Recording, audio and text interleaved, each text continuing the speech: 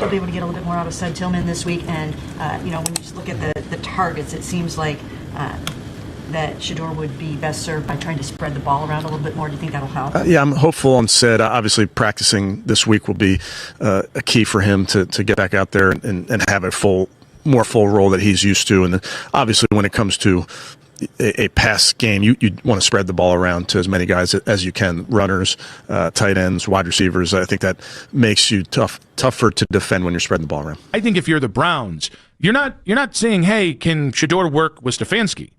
I think it is, can Stefanski work with Shedeur? Meaning, like, if Shedeur keeps playing the way he did on Sunday, or again, let's say 20% less, but he is an acceptable starter.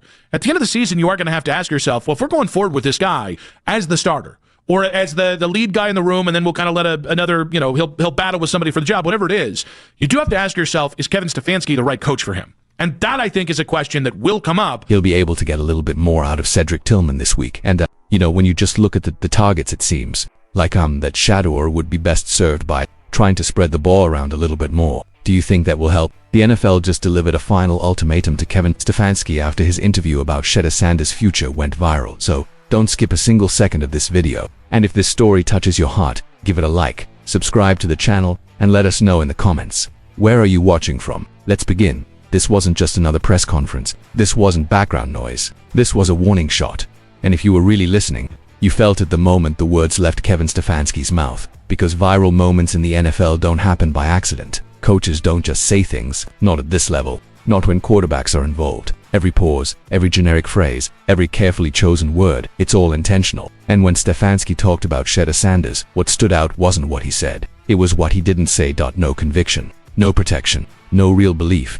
And that matters. See, NFL executives absolutely pay attention to moments like this. They watch how head coaches talk about young quarterbacks when the pressure hits, when things aren't perfect, when the easy praise would actually mean something. Because this league knows one truth better than anyone. Franchise quarterbacks don't just need talent, they need someone in the building who's willing to stand up for them. And what we heard didn't sound like standing up, it sounded like distance. This wasn't fiery criticism. Sure, it wasn't public condemnation, but that's not how this league works anymore. The real damage happens in the quiet spaces, in the neutral language, in the he's got the same attitude every day answers. That's not belief, that's not protection. That's not how you talk about your quarterback when the lights are hot and the questions are sharp. Fans can feel this stuff. We always can. When a coach is all in, you hear it in the voice. You see it in the urgency. You feel it in how they frame adversity. And you also know when a coach is creating space, just enough room to step back if things go sideways. That's what this felt like. Because when a rookie quarterback is under the microscope and the coach responds with safe, empty praise, it sends a message, not just to the media, not just to the locker room, but to the league. It says, I'm evaluating. It says, I'm not committing. It says, this is still conditional, and conditional belief is dangerous in the NFL. This moment wasn't loud, but it was heavy. It felt like the beginning of a fracture. Small, quiet, but public. A moment where paths start to split. Because now this isn't just about Shedeur Sanders proving himself. Now it's about Kevin Stefanski being forced to show who he really believes in. And make no mistake, crossroads, moments don't announce themselves. To sound exactly like this. Shedeur Sanders is playing quarterback on hard mode, and I don't think enough people are being honest about just how brutal that reality actually is. Because when you strip away the hot takes and the box score, watching what you're left with is a rookie quarterback being asked to stabilize chaos, not grow comfortably, not ease into the league, stabilize chaos, and that's a massive difference. Look at the situation around him. Limited weapons. That's not an exaggeration, that's the baseline. Receiver availability changing week to week. One guy on a snap count. Another fighting drops. Routes that don't come open on time. Timing that never gets a chance to breathe. And all of that puts pressure directly on the quarterback. Snap after snap after snap that then add protection issues. Because when a rookie can't trust the pocket, everything speeds up. Reads get rushed. Mechanics get sloppy. Rhythm disappears. And suddenly, the same throw that looks clean on film in practice turns into a split-second decision under duress on Sunday. That's not a skill issue, that's survival. No margin for error. No safety net. No patience. That's what this is. And here's the part that really frustrates me. Shedeur isn't being judged in a vacuum. He's being evaluated like the environment doesn't matter. Like every rookie quarterback walks into stability. Like this league hasn't shown us, over and over again, that development is about context just as much as talent. Fans see flashes. We see the poise, the calm feet, the confidence to step into throws even when the picture isn't perfect. We see the moments where you go, yeah, that's real. The media sees box scores, completion percentage, touchdowns versus turnovers, surface level stuff. And coaches see leverage. They see whether they can commit or keep distance. That's the dangerous part. Because when a rookie is asked to carry instability, every mistake gets magnified. Every bad series becomes a referendum, and there's no patience built into the process. No grace period. Just constant evaluation under conditions most young quarterbacks don't survive. But here's the thing. Through all of it, Shedeur is still standing, still competing, still taking the hits, still answering the questions. And that matters more than people realize. Because quarterbacks who fold disappear fast in this league. The ones who endure, those are the ones who change narratives later. And that's where this story starts to get interesting. The doubt doesn't always show up as criticism, sometimes it shows up as silence. And that's exactly why this feels so uncomfortable. Because listen to how Kevin Stefanski talks about elite veteran quarterbacks. You hear certainty, you hear admiration, you hear energy. When it's a guy like Josh Allen, the words flow naturally. Extremely high level, I don't know who's playing better.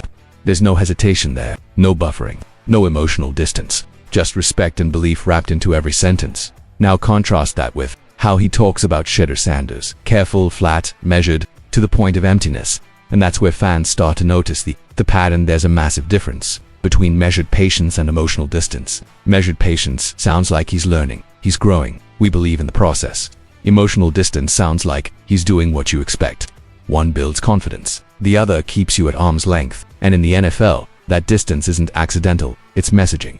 Generic praise is not belief. Neutral language is not support. And this is how quarterbacks get hung out to dry. We've seen this before. Coaches rarely fail young quarterbacks with one loud decision. They fail them quietly, with vague answers, with non-committal language, with praise that sounds fine on the surface but carries no weight underneath. And when things eventually go wrong, when a drive stalls, when a game slips away, the blame always travels downward. Distance creates scapegoats. That's how it works in this league. If the coach hasn't emotionally invested, the quarterback becomes replaceable, optional, convenient, and the silence becomes a shield, not for the player, but for the decision maker. And I'm not saying Shedeur needs to be crowned. I'm not asking for MVP talk or wild comparisons. There's a middle ground between hype and indifference, between protecting a young quarterback and pretending he's just another guy in the room. And right now, it feels like Stefanski is standing firmly on the wrong side of that line. Because words matter, tone matters. The locker room hears this stuff. Players hear this stuff. Quarterbacks especially hear this stuff. When your head coach sounds unconvinced, it seeps into everything: trust, leadership, confidence. So here's the question fans can't stop asking, even if nobody wants to say it out loud yet. If the coach doesn't sound convinced, why should the locker room be? And once that question exists, it doesn't just disappear. Here's the part that changes everything. This story can still flip. And that's exactly why it should make people uncomfortable. Because for all the criticism, all the doubt, all the careful distance, Shedeur Sanders hasn't folded, not even close. And that's the detail that keeps getting overlooked. His composure, his calm when the pocket collapses, his body language after a bad drive, the way he comes back out like nothing shook him. That's not normal for a rookie. That's not something you teach with a playbook. That's mental toughness. We've seen talented quarterbacks panic when things get unstable. We've seen guys speed up, lose confidence, start seeing ghosts. But Shedeur keeps playing his game. He doesn't look rattled. He doesn't play scared. He doesn't shrink when the pressure ramps up. He absorbs it. And that's why this situation is more dangerous for the people evaluating him than they probably realize. Because quarterbacks like that force decisions. They force coaches to commit. They force front offices to pick sides. They force narratives to change whether anyone is ready or not. You can't keep a quarterback at arm's length forever if he keeps answering the bell. You can't keep calling him just another guy if the locker room starts believing in him. And you definitely can't quietly move on if the tape keeps telling a different story than the talking points. We've seen this pattern before. Think about guys who came up through chaos, who had to learn leadership early because nothing around them was stable. Those quarterbacks don't just survive, they grow teeth. They become unshakable later because they've already been tested before anyone expected them to be. And here's the thing. Shedeur didn't ask for this situation. He didn't create this instability, but he might outgrow it. That growth isn't loud yet. It's not it's happening quietly, snap by snap, decision by decision. And that's what makes it dangerous. Because when growth sneaks up on you, it leaves decision makers exposed. Which brings us back to Kevin Stefanski. The most dangerous outcome for him isn't Shedeur failing. That's easy. That's clean. That fits the distance. The real problem is Shedeur succeeding anyway, winning people over anyway, making the choice unavoidable. Because once that happens, silence stops being an option. And when that moment comes, someone is going to have to show their hand. This is the moment where it stops being complicated because now it's binary. Either Kevin Stefanski fully commits to Shedeur Sanders, or the league eventually moves on from Kevin Stefanski. There's no middle ground left. Not after the press conferences. Not after the distance. Not after the tape keeps stacking up while the language stays cautious. In the NFL, you don't get to slow walk belief forever. At some point, you either plant your flag behind your quarterback or you quietly become part of the problem. Franchise. Quarterbacks don't survive on talent alone. They need advocates. They need someone willing to absorb pressure for them. Someone who doesn't just coach them privately but protects them publicly. Because silence creates fractures. And fractures spread through the locker room, through the fan base, through the front office. Belief changes careers. We've seen it. We've seen quarterbacks written off until the building rallied behind them. We've seen coaches buy time and credibility simply by standing firm. And we've also seen what happens when that belief never shows up. The quarterback becomes a debate. The coach becomes exposed. And the organization gets stuck chasing answers it already had.